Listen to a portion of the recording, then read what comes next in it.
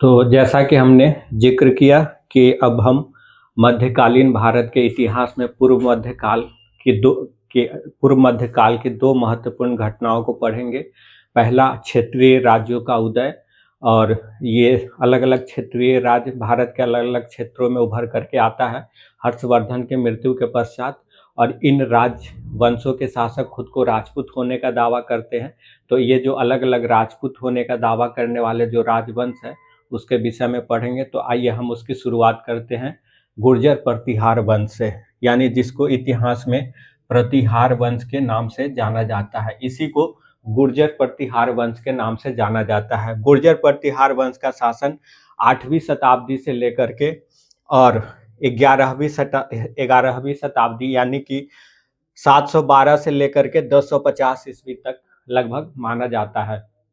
भारत में जो हर्षवर्धन का साम्राज्य होता है, हर्षवर्धन के साम्राज्य के सबसे अधिक या सबसे बड़े भाग पर प्रतिहारों का ही शासन स्थापित होता है। और जो गुर्जर प्रतिहार वंश के शासक हैं, इनके राज्य के अंतर्गत आपका वर्तमान दिल्ली के अलावा राजस्थान, गुजरात का कुछ हिस्सा, उत्तर प्रदेश का एक बड़ा हिस्सा, मध्य प्रदेश का एक बड़ा हिस्सा, ये पूरा इलाका गुर्जर प्रतिहार वंश के शासन के अधीन आता है। तो गुर्जर प्रतिहार वंश उत्तर भारत में हर्षवर्धन के बाद सबसे बड़ा साम्राज्य स्थापित करता है। इस गुर्जर प्रतिहार वंश की स्थापना हरिश्चंद्र नामक व्यक्ति के द्वारा की जाती है। गुर्जर प्रतिहार वंश की स्थापना हरिश्चंद्र नामक व्यक्ति के द्वारा की जाती है। लेकिन इस वंश का पहला महत्वपूर्ण शासक होता है नागभट्ट प्रथम। नागभट्ट प्रथम इस वंश का पहला महत्वपूर्ण शासक होता है, जिसका शासन 730 ईस्वी से 756 ईस्वी तक चलता है। तो इस वंश का संस्थापक था, पहला शासक हरिश्चंद्र था, लेकिन इस वंश का पहला महत्वपूर्ण शासक नागभट्ट प्रथम था। और नागभट्ट प्रथम के शासन को एक घटनाओं के लिए सिर्फ याद किया जाता है कि नागभट्ट प्रथम के शासन के दौरान ही भारत पर अरबों का आक्रमण हुआ था, और इस आक्रमण का सामना नागभट्ट प्रथम ने किया था।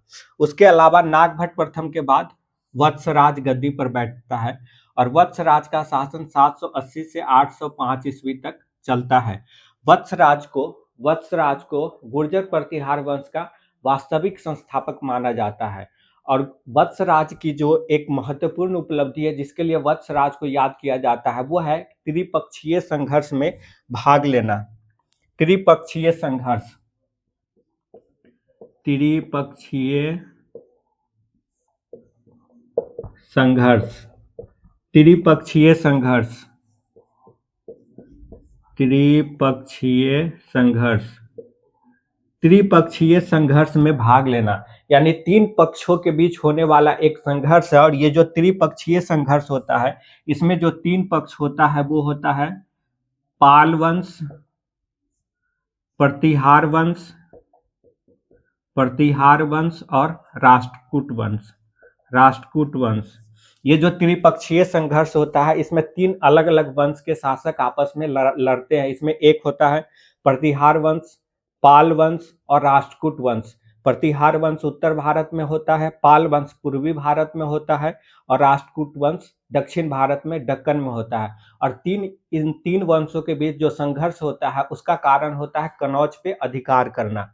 इन तीन वंशों के बीच का जो संघर्ष होता है, उसका कारण होता है कनौज पर अधिकार करना। कनौज पर अधिकार करना, आप जानते हैं कि हमने जब हर्षवर्धन पढ़ा था तो उसमें हमने बताया था कि हर्षवर्धन ने कनौज को अपनी दूसरी राजधानी बनाया था। और हर्षवर्धन के समय में कनौज बहुत ही महत्वपूर्ण स्थल के रूप में उभर कर आता है। जिस तरह पहले मौर्यों के समय में या गुप्तों के समय में पाटलिपुत्र का जो महत्व होता है, हर्षवर्धन के समय और उसके बाद कनौज वही महत्व हासिल कर लेता है। तो कनौज पर अधिकार करने को लेकर पाल वंश, प्रतिहार वंश और राष्ट्रकूट वंश के बीच संघर्ष होता है। और इसकी संघर्ष की शुरुआत जब होती है तो उस संघर्ष में भाग लेने वाला पहला शासक वत्सराज होता है। वत्सराज प्रतिहार वंश का वो पहला शासक था जो त्रिपक्षीय संघर्ष में हिस्सेदारी करता है। इसके बाद त्रिपक्षीय संघर्ष पीढ़ी दर पीढ़ी कई पीढ़ियों तक चलता है कनौज पर अधिकार को लेकर के। तो वत्सराज पहला शासक था जो त्रिपक्षीय संघर्ष में भाग लिया, और वत्सराज को ही प्रतिहार वंश का वास्तविक संस्थापक माना जाता है। वत्सराज को प्रतिहार वंश का वास्तविक संस्थापक माना जाता है। वत्सराज के बाद उसका पुत्र नागभट्ट द्वितीय प्रतिहार वंश की गद्दी पर बैठता है। वत्सराज के बाद और नागभट्ट द्वितीय पहली बार जिस कनौज को लेकर के त्रिपक्षीय संघर्ष चल रहा होता है पाल, प्रतिहार और राष्ट्रकूटों के बीच, उसमें पहली बार नागभट्ट जो होता है, नागभट्ट द्वितीय, उसको सफलता मिलती है और नागभट्ट द्वितीय कनौज पर अधिकार करने में सफल हो जाता है। हालांकि बाद में प्रतिहार वंश के हाथ से ये कनौज निकल जाता है और फिर मिहिर भोज के द्वारा इस कनौज पे अधिकार किया जाता है। तो नागभट्ट द्वितीय पहली बार कनौज पर अधिकार करने में सफल होता है और नागभट्ट द्वितीय कनौज को अपनी राजधानी बनाता है। तो नागभट्ट द्वितीय की के समय की एक उपलब्धि यही है कि इस समय प्रतिहारों ने कनौज पर अधिकार करने में सफलता हासिल की और कनौज को अपनी राजधानी बनाया। नागभट्ट द्वितीय के बाद उसका पुत्र मिहिर भोज गद्दी पर बैठता है और मिहिर भोज की कोई बड़ी उपलब्धि नहीं है। मिहिर भोज वैष्णव धर्म को मानने वाला था और विष्णु का उपासक था और विष्णु के उपासक होने के नाते उसने आदि वराह की उपाधि धारण की थी। मिहिर भोज के समय की एक महत्वपूर्ण बात यह है कि मिहिर भोज के समय में ग्वालियर अभिलेख को लिखा गया था। तो प्रतिहार वंश के विषय में जो अभिलेख से जो महत्वपूर्ण जानकारी प्राप्त होती है वो है ग्वालियर अभिलेख, और ग्वालियर अभिलेख किसका है? ये इसी मिहिर भोज का है। मिहिर भोज के बाद महेंद्रपाल प्रथम गद्दी पर बैठता है। महेंद्रपाल प्रथम, और महेंद्रपाल प्रथम को सिर्फ इसलिए याद किया जाता है कि उसके दरबार में एक बहुत महत्वपूर्ण जैन धर्म के विद्वान रहते थे जिनका नाम था राजशेखर। राजशेखर महेंद्रपाल प्रथम के गुरु भी थे और राजशेखर जैन धर्म को मानने वाले थे। तो राजशेखर ने कई महत्वपूर्ण ग्रंथ की रचना की जो कि जैन धर्म से संबंधित है। उसमें है आपको कपूर मंजरी, काव्य मीमांसा, हरविलास, इसके अलावा भी कई ग्रंथ हैं लेकिन इन तीन को याद रखना जरूरी है। कर्पूर मंजरी, काव्य मीमांसा और हरविलास, इन तीन ग्रंथों की रचना राजशेखर ने की थी। इन तीन ग्रंथों के लेखक का नाम प्रश्न एग्जाम में पूछा जाता है कि कपूर मंजरी की रचना किसने की, या काव्य मीमांसा या हरविलास की रचना किसने की, या ये तीनों ही ग्रंथ किस धर्म से जुड़े हुए हैं। तो ये तीनों ही ग्रंथ जो है जैन धर्म से जुड़ा हुआ है। इसकी रचना राजशेखर ने की थी और राजशेखर महेंद्रपाल प्रथम का दरबारी कवि था या महेंद्रपाल प्रथम का गुरु भी था। उसके बाद एक महत्वपूर्ण शासक आता है महिपाल। महिपाल के समय की एक घटना यह है कि महिपाल के समय में ही बगदाद निवासी अल मसूदी भारत की यात्रा पर आता है। यानी अल मसूदी एक अरब यात्री होता है, सॉरी, बगदाद का रहने वाला एक यात्री होता है, अरब यात्री। और ये अल मसूदी जो है वो ये महिपाल के समय में ही भारत के दौरे पर आता है और ये अल मसूदी गुर्जर प्रतिहारों के लिए बौरा शब्द का इस्तेमाल करता है, इन्हें बौरा शब्द से संबोधित करता है। उसके बाद एक शासक है राज्यपाल। राज्यपाल इसलिए जाना जाता है कि राज्यपाल के समय में महमूद गजनवी का भारत पर आक्रमण हुआ और महमूद गजनवी ने 1018 ईस्वी में प्रतिहार वंश के शासक राज्यपाल को पराजित किया और उस पराजय के बाद ही राज्यपाल की हत्या भी हो गई। उसी युद्ध में राज्यपाल मारा जाता है। तो भारत में महमूद गजनवी का जब आक्रमण हुआ उस समय प्रतिहार वंश का शासक राज्यपाल था। 1018 ईस्वी में महमूद गजनवी ने राज्यपाल के ऊपर आक्रमण किया, इसके साथ युद्ध हुआ, उसमें राज्यपाल मारा गया। राज्यपाल के बाद उसका पुत्र त्रिलोचन पाल गद्दी पर बैठता है। 1019 ईस्वी में यह भी महमूद गजनवी के हाथों पराजित होता है और इसके पराजय के साथ ही लगभग प्रतिहार साम्राज्य का पतन हो जाता है। तो ये हमने प्रतिहार वंश को देखा। प्रतिहार वंश जो हर्षवर्धन के साम्राज्य के सबसे बड़े हिस्से पर प्रतिहार वंश का शासन स्थापित होता है। प्रतिहारों के शासन के साम्राज्य के अंतर्गत आपका दिल्ली का हिस्सा, उसके अलावा राजस्थान, गुजरात का एक बड़ा हिस्सा, उत्तर प्रदेश का एक, वर्तमान उत्तर प्रदेश का एक बड़ा हिस्सा, मध्य प्रदेश का एक बड़ा हिस्सा, ये सारा क्षेत्र जो है गुर्जर प्रतिहार वंश के शासन के अधीन होता है। गुर्जर प्रतिहार वंश की स्थापना हरिश्चंद्र नामक व्यक्ति के द्वारा की जाती है, लेकिन वो बहुत ही मामूली शासक था। गुर्जर प्रतिहार वंश का जो पहला महत्वपूर्ण शासक था वो था नागभट्ट प्रथम। गुर्जर प्रतिहार वंश की जो अगला शासक, महत्वपूर्ण शासक था वो था वत्सराज। और वत्सराज की उपलब्धि, वत्सराज को दो महत्वपूर्ण कारणों से याद किया जाता है। पहला कि वत्सराज को गुर्जर प्रतिहार वंश का वास्तविक संस्थापक माना जाता है, क्योंकि वत्सराज ने गुर्जर प्रतिहार वंश को मजबूत बनाया, साम्राज्य का विस्तार किया, और वत्सराज ही वो पहला शासक था जिसने त्रिपक्षीय संघर्ष में भाग लिया। ये त्रिपक्षीय संघर्ष पाल वंश, प्रतिहार वंश और राष्ट्रकूट वंश के बीच हुआ था, और कन्नौज पर अधिकार करने को लेकर के हुआ था, क्योंकि इस समय कन्नौज एक महत्वपूर्ण शहर के रूप में स्थापित हो चुका था, जो कि पहले हर्षवर्धन के साम्राज्य की राजधानी रहा था। तो कन्नौज पर अधिकार करने के लिए पाल, प्रतिहार और राष्ट्रकूट वंश के बीच संघर्ष होता है।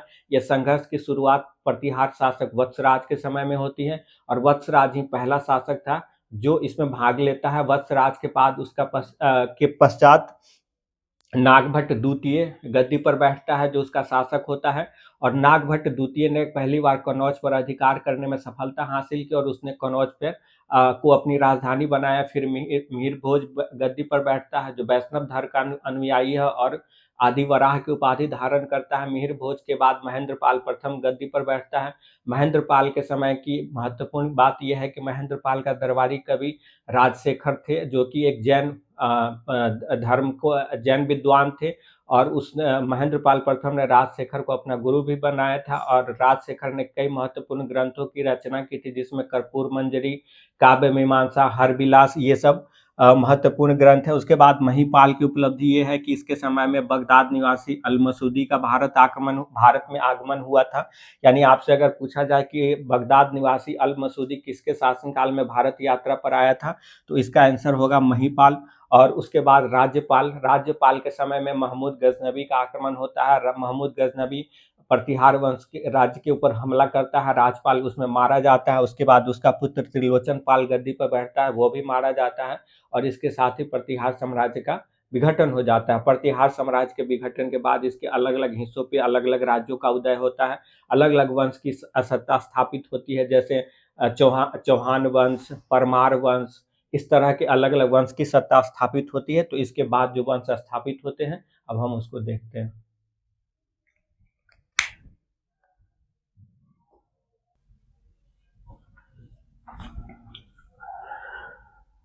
तो प्रतिहार वंश के बाद जिस वंश का हम पढ़ रहे हैं वो है चाहमान वंश। चाहमान वंश, जिसे ही चौहान वंश के नाम से जाना जाता है। चाहमान वंश को ही चौहान वंश के नाम से जाना जाता है। और जब हमने अग्निकुल के सिद्धांत आपको बताया था, उत्पत्ति का अग्निकुल का सिद्धांत, तब हमने आपको बताया था कि अगस्त ऋषि के द्वारा वशिष्ठ ऋषि के द्वारा जो यज्ञ अग्नि तैयार किया गया था, उससे सबसे पहले 3 योद्धा उत्पन्न हुए थे। उसमें प्रतिहार, परमार और चालुक्य थे, लेकिन ये तीनों दैत्यों का विनाश करने में सफल नहीं हुए। तब एक चौथा योद्धा अलग यज्ञ अग्नि से उत्पन्न किया गया, जिसका नाम था चहुआन। यानी उसके 4 बाहु थे और चारों बाहों में उसने अस्त्र पकड़ रखा था, इसीलिए इसका नाम चहुआन दिया गया। और उसी चहुआन से चौहान वंश या चाहमान वंश के नाम से इसे जाना जाता है। तो चौहान वंश का शासन वर्तमान राजस्थान में जो अजमेर है, उसी के पास से शुरू होता है और धीरे धीरे उसके साम्राज्य का विस्तार होता जाता है। तो अजमेर से चौहान वंश की शुरुआत होती है। इस वंश की स्थापना वासुदेव नाम के व्यक्ति के द्वारा की जाती है। वासुदेव इस वंश का प्रथम शासक था। चौहान वंश का पहला शासक वासुदेव था। वासुदेव के बाद और कई शासक होते हैं, लेकिन उसके बाद जो महत्वपूर्ण शासक है वो है अजय राज। अजय राज की उपलब्धि ये है कि इसी अजय राज के द्वारा अजमेर नामक नगर की स्थापना की जाती है। अजमेर नामक नगर की स्थापना इसी अजय राज के द्वारा की जाती है, और अजय राज के पिता का नाम होता है पृथ्वीराज प्रथम। तो ये पृथ्वीराज प्रथम, ये नाम हमने इसलिए बताया कि आप जानते हैं कि चौहान वंश के सबसे महत्वपूर्ण शासक पृथ्वीराज तृतीय थे। तो पृथ्वीराज प्रथम अजय राज के पुत्र थे। उसके बाद पृथ्वीराज द्वितीय भी हुए, और जो तृतीय पृथ्वीराज थे, यानी वो चौहान वंश के तीसरे शासक थे, जिनका नाम पृथ्वीराज था, इसलिए उनके नाम में पृथ्वीराज तृतीय लगा हुआ है। तो अजय राज की एक उपलब्धि यह थी कि इसने अजमेर नामक नगर की स्थापना की थी। उसके बाद अर्णोराज है एक शासक। अर्णोराज इस वंश का पहला सबसे महत्वपूर्ण और शक्तिशाली शासक माना जाता है। यानी पृथ्वीराज चौहान के बाद से पहले सबसे जो महत्वपूर्ण शासक है वो अर्णोराज है। अर्णोराज को ही विग्रहराज चतुर्थ बिसल देव के नाम से जाना जाता है। अर्णोराज को ही विग्रहराज विग्रहराज चतुर्थ चतुर्थ के नाम से जाना जाता है और इसकी उपाधि थी बिसल देव। इसी की उपाधि थी बिसल देव, इसीलिए इसका पूरा नाम है विग्रहराज चतुर्थ बिसल देव के नाम से जाना जाता है। अर्णोराज एक विद्वान व्यक्ति था, विद्वान शासक था और इसीलिए उसने एक नाटक की रचना की थी जिसका नाम है हरिकेल। हरिकेल नामक नाटक की रचना अर्णोराज ने की थी, जिसे विग्रहराज चतुर्थ बिसल देव के नाम से जाना जाता है। और अर्णोराज के दरबार में ही सोमदेव नामक एक साहित्यकार या कवि रहते थे। सोमदेव ने ही ललित विग्रहराज नामक पुस्तक की रचना की थी। तो अर्णोराज के दरबार में सोमदेव नाम के जो कवि थे उसने ही ललित विग्रहराज की रचना की थी और इसके प्रशंसा में ही की थी। अर्णोराज का ही नाम आप जानते हैं विग्रहराज चतुर्थ था, तो उसी की प्रशंसा में इसने ललित विग्रहराज नामक साहित्य की रचना की थी। उसके बाद आता है पृथ्वीराज तृतीय। पृथ्वीराज तृतीय जो कि पृथ्वीराज चौहान के नाम से इतिहास में मशहूर हुआ और जो कि चौहान वंश का सबसे महत्वपूर्ण शासक है, सबसे शक्तिशाली शासक है और इसकी ये अपने शक्ति के लिए विख्यात है। तो पृथ्वीराज तृतीय राय पिथौरा के नाम से जाना जाता है। पृथ्वीराज तृतीय को राय पिथौरा के नाम से जाना जाता है। राय पिथौरा इसकी उपाधि थी। पृथ्वीराज तृतीय को राज पिथौरा के नाम से जाना जाता है। पृथ्वीराज तृतीय जो थे उसके पिता का नाम सोमेश्वर था, उसकी माता का नाम कर्पूर देवी था। पृथ्वीराज तृतीय के पिता का नाम सोमेश्वर और इसकी माता का नाम कर्पूर देवी था। पृथ्वीराज जो तृतीय या पृथ्वीराज चौहान है उसके पिता की मृत्यु हो जाती है। जब उसके पिता की मृत्यु होती है तो वो बहुत कम उम्र का होता है। ऐसे में उसके शासन की बागडोर उसके चाचा और उसके माँ के हाथों में रहता है। लेकिन जब वो वयस्क होता है तो स्वयं शासन अपने हाथ में लेता है और शासक बनने के बाद पृथ्वीराज चौहान अपने साम्राज्य के विस्तार के ऊपर ध्यान देता है। तो जो इसके साम्राज्य की राजधानी रहती है अजमेर, उस पर इसी के चाचा यानी पृथ्वीराज चौहान के चाचा नागार्जुन के द्वारा कब्जा कर लिया गया होता है। नागार्जुन के द्वारा कब्जा कर लिया गया होता है। तो इस अजमेर को पुनः प्राप्त करने के लिए पृथ्वीराज चौहान और नागार्जुन के बीच युद्ध होता है। इस युद्ध में पृथ्वीराज चौहान अपने चाचा नागार्जुन को पराजित करता है और एक बहुत ही भयंकर युद्ध होता है। इस युद्ध में बहुत सारे लोग मारे जाते हैं, कुछ लोग जिंदा पकड़ लिए जाते हैं और जो जिंदा पकड़े जाते हैं उनके दुश्मन, उनको उनके सर काट करके अजमेर दुर्ग पर लटका दिया जाता है। ऐसा इतिहासकारों का मानना है कि जो पृथ्वीराज चौहान अपने चाचा के साथ, जो उनके चाचा के सहयोगी थे यानी पृथ्वीराज चौहान के खिलाफ जिन लोगों ने युद्ध लड़ा, उनको मारा और उनको मार करके उसके सर को अजमेर के दुर्ग के पर लटका दिया गया था। पृथ्वीराज चौहान इसके बाद जो चंदेल शासक होते हैं, जेजा भुक्ति यानी बुंदेलखंड का जो इलाका है वर्तमान में, वहीं पे चंदेल वंश का शासक होता है। तो चंदेल वंश का शासक उस समय होता है परमर्दी देव। चंदेल वंश का शासक होता है परमर्दी देव। इस चंदेल वंश के शासक परमर्दी देव के ऊपर आक्रमण करता है पृथ्वीराज चौहान और इस आक्रमण में महत्वपूर्ण ये है कि इस आक्रमण में मध्य प्रदेश में ही एक और राजवंश शासन कर रहा होता है जिसका नाम है गहरवाल वंश। ये जो गहरवाल वंश है इसका शासन होता है मध्य प्रदेश में ही। तो इस गहरवाल वंश का ही शासक होता है जयचंद्र। गहरवाल वंश का ही एक शासक होता है जयचंद्र बहुत मशहूर शासक हुआ और बार बार लोग जयचंद्र का नाम लेकर के धोखाधड़ी करने वाले या गद्दारी करने वालों को इंगित करने के लिए जयचंद्र का नाम लेते हैं।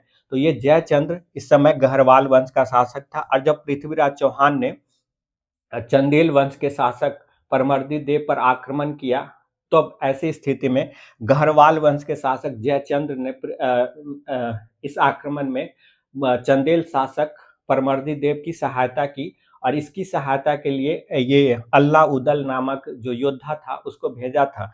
इस युद्ध में क्या होता है कि परमर्दी देव पराजित होता है और उसको पकड़ लिया जाता है, लेकिन वो किसी तरह उसके बंधक से भागने में सफल होता है और वो आत्महत्या कर लेता है। तो ये जो उसकी राजधानी होती है, चंदेलों की जो राजधानी होती है महोबा, चंदेलों की राजधानी होती है महोबा, उस महोबा पर पृथ्वीराज चौहान का कब्जा हो जाता है। इस तरह पृथ्वीराज चौहान चंदेल वंश के शासक परमर्दी देव को पराजित करता है और उसकी राजधानी महोबा पर अधिकार कर लेता है। इस युद्ध में परमर्दी देव के खिलाफ जो युद्ध होता है, इसमें घरवाल वंश के शासक परमर्दी देव की सहायता करता है और उसी में अल्लाह उदल नामक योद्धा भी भाग लेता है। अल्लाह उदल नाम का योद्धा इसी युद्ध में भाग लेता है पृथ्वीराज चौहान के खिलाफ, और ये अल्लाह उदल घरवाल वंश के शासक के साथ ही इस युद्ध में भाग लेता है और इसमें ये पराजित होता है, चंदेल वंश का शासक। उसके बाद पृथ्वीराज चौहान गुजरात के चालुक्य शासक भीम के ऊपर आक्रमण करता है, उसको भी पराजित करता है। तो इस तरह पृथ्वीराज चौहान लगातार अपने पड़ोस के राज्यों के शासकों को पराजित करता है और उसके राज्य के अलग अलग हिस्सों पर अधिकार करता चला जाता है। पृथ्वीराज चौहान के समय में ही 1191 ईस्वी में मोहम्मद गोरी का आक्रमण होता है और मोहम्मद गोरी का आक्रमण तो भारत पर 1175 से ही शुरू हो जाता है, लेकिन 1191 ईस्वी में मोहम्मद गोरी पृथ्वीराज चौहान के राज्य पर आक्रमण करता है। इसमें दोनों के बीच युद्ध होता है, पृथ्वीराज चौहान और मोहम्मद गोरी के बीच युद्ध होता है। इस युद्ध में मोहम्मद गोरी पराजित होता है और पृथ्वीराज चौहान की जीत होती है, लेकिन कहा जाता है कि यहाँ पर पृथ्वीराज चौहान ने बहुत बड़ी भूल कर दी। जब मोहम्मद गोरी पराजित हो गया तो पृथ्वीराज चौहान को चाहिए था कि खदेड़ करके उसकी सेना को नष्ट कर दे, उसके ऊपर हमला करे, लेकिन ऐसा नहीं हुआ।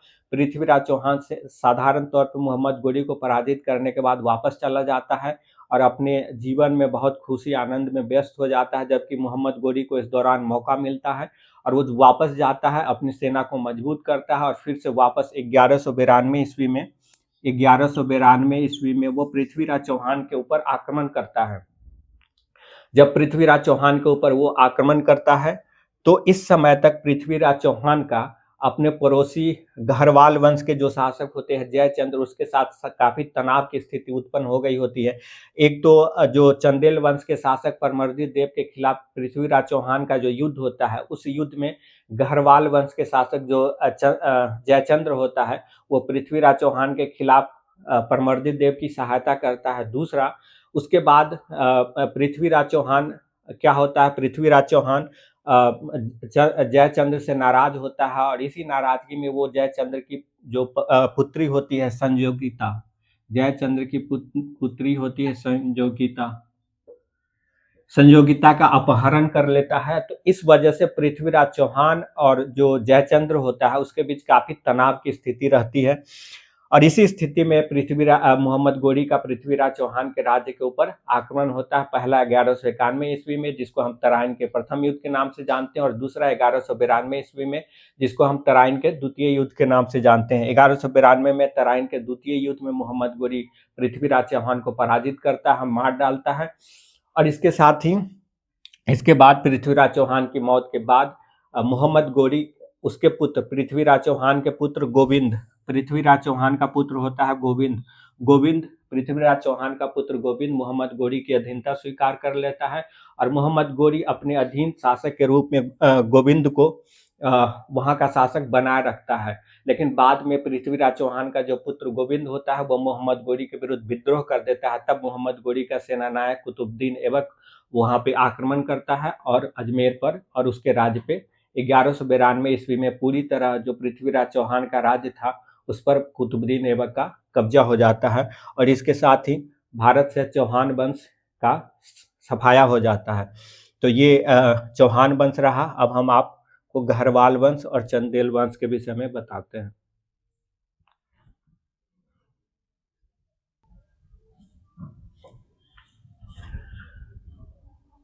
घरवाल वंश की स्थापना चंद्रदेव नामक व्यक्ति ने की थी। चंद्रदेव नामक व्यक्ति ने घरवाल वंश की स्थापना की और इस घरवाल वंश के शासन की शुरुआत मध्य प्रदेश में विंध्य पर्वत के आसपास के इलाके से होती है।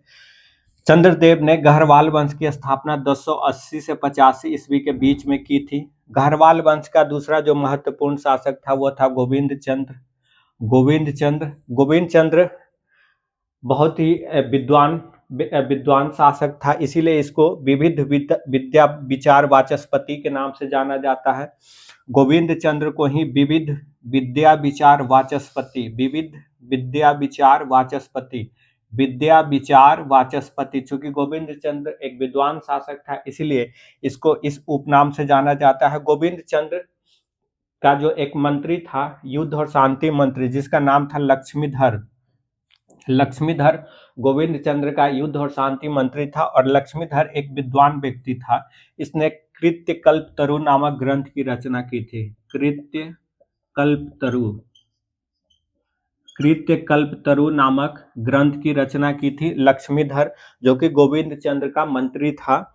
और ये एग्जाम में पूछा जाता है कि कृत्यकल्पतरु नामक पुस्तक की रचना किसने की थी, तो इस पुस्तक की रचना लक्ष्मीधर ने की थी, जो कि गोविंद चंद्र का मंत्री था। इस वंश का जो आखिरी शासक था वो जयचंद्र था। गढ़वाल वंश का आखिरी शासक जयचंद्र था, और हमने आपको पहले जयचंद्र और पृथ्वीराज चौहान के बीच का जो तनाव था, जो युद्ध की स्थिति थी, और जिस तरह पृथ्वीराज चौहान ने जयचंद्र की पुत्री का अपहरण कर लिया था संगीता का, उसको हमने बताया था। जयचंद्र 1194 ईस्वी में जयचंद्र चंदावर के युद्ध में पराजित होता है मोहम्मद गोरी के हाथों, और इसके साथ ही जयचंद्र का साम्राज्य के ऊपर मोहम्मद गोरी का कब्जा हो जाता है। जयचंद्र के दरबार में श्री हर्ष नामक एक विद्वान होता है, जो उसका दरबारी कवि होता है श्री हर्ष, और इसके द्वारा दो पुस्तक की रचना की जाती है, नैषध चरित्र और खंडन खाद्य और नैषध चरित्र नामक दो पुस्तक की रचना की जाती है। तो गढ़वाल वंश की स्थापना चंद्रदेव नामक व्यक्ति ने 1080 से 85 ईस्वी के बीच में विंध्य पर्वत के आसपास के इलाकों में की थी। गोविंद चंद्र इस वंश का पहला महत्वपूर्ण शासक था, जो कि एक विद्वान शासक था, इसीलिए उसे विविध विद्या विचार वाचस्पति के नाम से जाना गया। गोविंद चंद्र का मंत्री था लक्ष्मीधर, जो कि एक विद्वान व्यक्ति था, उसने कृत्यकल्पतरु नामक ग्रंथ की रचना की। और जयचंद्र गढ़वाल वंश का अंतिम शासक था, जो पृथ्वीराज चौहान और जयचंद्र के बीच एक तनाव की स्थिति थी। जयचंद्र के ऊपर 1194 ईस्वी में मोहम्मद गोरी का हमला होता है। चंदावर के युद्ध में जयचंद्र पराजित होता है, और उसके साथ ही जो गढ़वालों का राज्य होता है वो तुर्कों के कब्जे में आ जाता है। जयचंद्र का एक दरबारी कवि था जिसका नाम था श्री हर्ष, उसने नैषध चरित्र और खंडन खाद्य नामक पुस्तक की रचना की। तो इसके साथ ही गढ़वाल वंश पूरा हो जाता है। अगला है चंदेल वंश। चंदेल वंश की स्थापना, इस चंदेल वंश का जो शासन था वो वर्तमान बुंदेलखंड के इलाके में था, और बुंदेलखंड को ही उस वक्त जेजा भुक्ति के नाम से जाना जाता था। तो चंदेल वंश की स्थापना नन्नुक नामक व्यक्ति ने की थी। नन्नुक नामक व्यक्ति ने चंदेल वंश की स्थापना की थी, और नन्नुक का ही पोता था जय सिंह, जिसको जेजा के नाम से जाना जाता था। जय सिंह जिसको जेजा के नाम से जाना जाता था, और इसी जेजा के नाम पर जो बुंदेलखंड का इलाका है उस समय जेजा भुक्ति के नाम से जाना गया। जेजा भुक्ति के नाम से जाना गया। जयचंद्र तो चंदेल वंश के बारे में बहुत कुछ जानना नहीं है। चंदेल वंश का जो एक आखिरी शासक था परमर्दी देव हो, हमने आपको बताया कि पृथ्वीराज चौहान के हाथों पराजित हुआ था परमर्दी देव, और पृथ्वीराज चौहान ने उसकी राजधानी महोबा पर अधिकार कर लिया था। बाद में कुतुबुद्दीन ऐबक ने इसकी राजधानी, इसके जो शहर था कालिंजर उसको जीता कुतुबुद्दीन ऐबक, और फिर कुतुबुद्दीन ऐबक ने जो चंदेल वंश का जो राज्य था उसके ऊपर अपना अधिकार कर लिया। अब हम ये तीन वंश, परमार वंश, कलचुरी वंश, चालुक्य वंश को देखते हैं।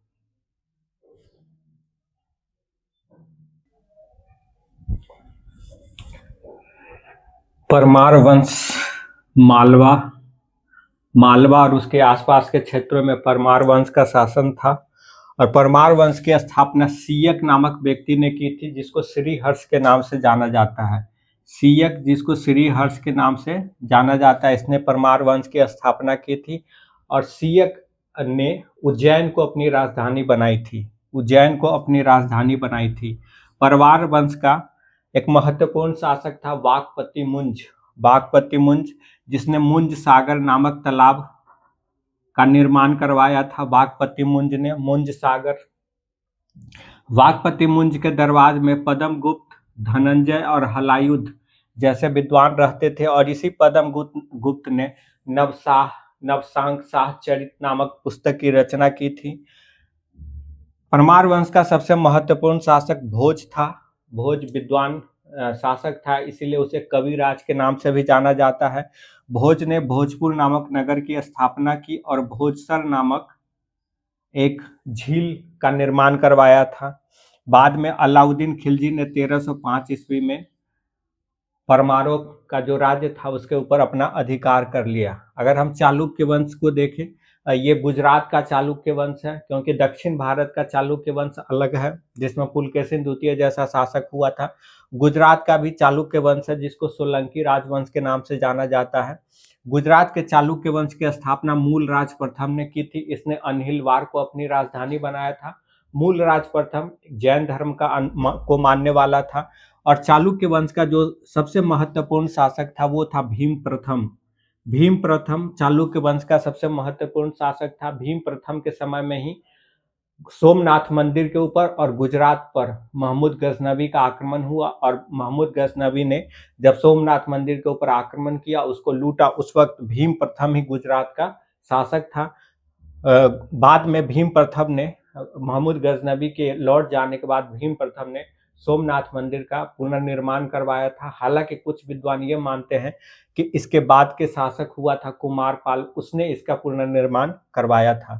तो ये हमने उत्तर भारत के प्रमुख जो राजपूत राजवंश थे उसको देखा, जो प्रतिहार राजवंश की स्थापना हुई थी और उसके प्रतिहार राजवंश के समाप्ति के बाद उसके क्षेत्र पर जो अलग अलग राजवंशों की स्थापना हुई उसको हमने देखा। इसके बाद अब पूर्वी भारत का राजवंश बच जाता है जिसमें आपका पाल वंश है, सेन वंश है, और दक्षिण भारत का राजवंश जिसमें राष्ट्रकूट वंश है, चालुक्य वंश है, पल्लव वंश है, चोल वंश है।